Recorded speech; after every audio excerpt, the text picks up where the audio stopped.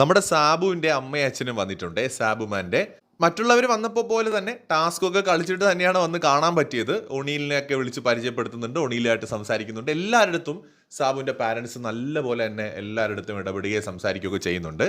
സാബുവിൻ്റെ അമ്മ ഒരു ഉപദേശം കൊടുത്തിട്ടുണ്ട്, കുറച്ചും കൂടെ ഒന്ന് ആക്റ്റീവ് ആവണം. എല്ലാം ഓക്കെയാണ്, കുറച്ചും കൂടെ ആക്റ്റീവ് ആവണം, നല്ല ആക്റ്റീവ് ആയാൽ മതി. അതായത് നമുക്കറിയാലോ സാബു ഒരു വ്യക്തി എന്ന നിലയിൽ നിരുപദ്രവകാരിയാണ്, ഒരു പാവമാണ്, ചിരിക്കുന്നതൊക്കെ കൊള്ളാം, ഭയങ്കര രസമാണ്, ഫണ്ണാണ്, ഒക്കെയാണ്. പക്ഷെ ബിഗ് ബോസിനകത്ത് ഉറച്ച നിലപാടുകൾ പറഞ്ഞ് മുന്നോട്ട് വരുന്ന കാര്യത്തിൽ അദ്ദേഹം പുറകിലാണ്. ഇത് എല്ലാവർക്കും അറിയാം.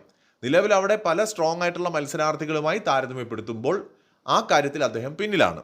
ഇത് അദ്ദേഹത്തിൻ്റെ മാതാപിതാക്കൾക്കും അറിയാം. കാരണം ബിഗ് ബോസ് എന്ന് പറയുന്നത് നമ്മൾ സംസാരിക്കേണ്ട, അഭിപ്രായം പറയേണ്ട, നിലപാട് പറയേണ്ട ഒരു പ്ലാറ്റ്ഫോമാണ്. അവിടെ പതുങ്ങി നിൽക്കാൻ പാടില്ല.